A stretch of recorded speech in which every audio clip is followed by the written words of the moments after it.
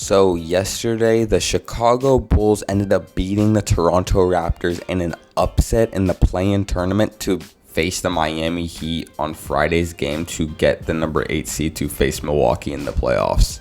And this was an ugly loss to say the least, only shooting 50% from the free throw, and all the players really not doing that well except for Pascal Siakam and Fred VanVleet. And to be honest, they didn't even really play that good either. And the crazy thing is, they were up by 19 at one point and they blew the lead. And this might have been the worst play-in performance I've ever seen so far since this play-in tournament has been added, except for maybe one of the times Charlotte lost. Toronto went into the season with high hopes not to be in the play-in tournament, and I'm not gonna lie, they have a lot of things to consider this summer. And comparing the Raptors team this year to last year is crazy because this offseason the Raptors on paper did get better, and Scottie Barnes was supposed to break out this season, having a very impressive rookie season last year, which led him to win Rookie of the Year over very impressive cases from Cade Cunningham and Evan Mobley. People were calling Scottie Barnes the next Giannis, and Pascal Siakam and Fred VanVleet the year before also had very good seasons. And I don't want to take any credit away from Pascal Siakam this season. He also did have a very impressive season,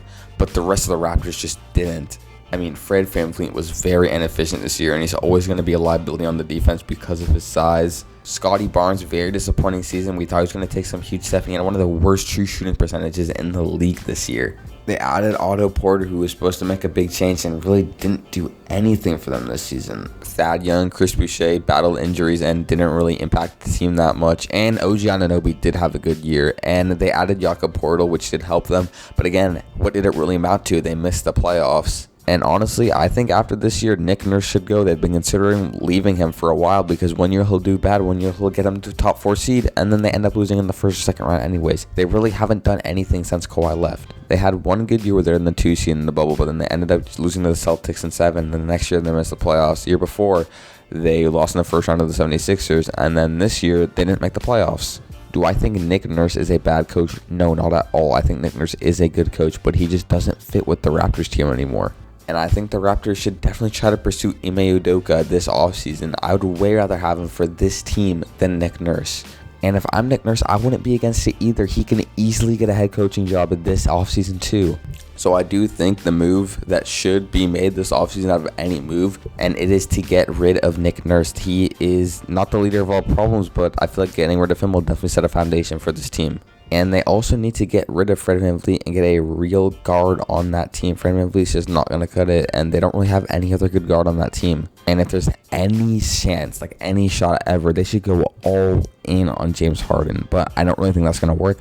I think they should try to pick up a guy like Jeremy Grant if he's on the market, or Bradley Beal, because apparently he's unhappy in Washington. But yet again, this happens every single year and he never ends up leaving. Or even try to get a shot at Dame, because they need to get Pascal Siakam another superstar next to him. Pascal Siakam is a great player. He is one of the most underrated players in the league. He can really do everything for the Raptors. But he can't carry a squad with Fred VanVleet, very inefficient, Scottie Barnes, very inefficient, Chris Boucher, Precious Achiuwa, and all these other players who can't stay healthy.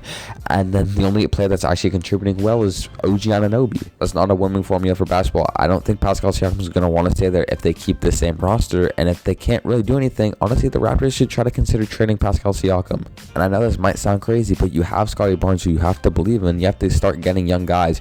You could trade up in this draft, which I know it's hard trading up in the NBA, but they could try to do something and just build for the future, because unless their team is insanely deep and has an insanely good starting 5, they can't win as Pascal Siakam being their number 1 player. They also need to get rid of Gary Trent Jr. I love Gary Trent Jr. being a Blazers fan. I loved him on the Blazers, but Gary Trent Jr. is needed on more teams than he's needed on the Raptors, and they could get good value for Gary Trent Jr. If they could get decent role players in a first-round pick, or maybe even multiple first-round picks, that would be a complete steal. Do I think they're going to get multiple first-round picks for Gary Trent Jr.? Probably not, but teams do need a good bench scorer, and he's dropping like 18 a game this season. It's just kind of a slightly worse at everything Anthony Simons, in my opinion, and honestly, that's not a bad thing to have on a contending team like the Bucks or the Lakers, or use him as trade capital to get something else. But basically what this comes down to is either make a fat push for a run like what the Nets did, just go absolutely crazy, put everything in. Well, maybe not the Nets because they don't have that type of money, just go all in for a superstar, or just completely blow everything up. I just really don't think there's an in-between.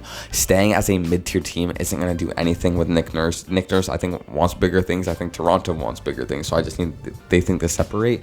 And that would really benefit both sides tremendously. Either try to build around Scotty Barnes and tank next year and try to get a good player in the draft, or just go all in.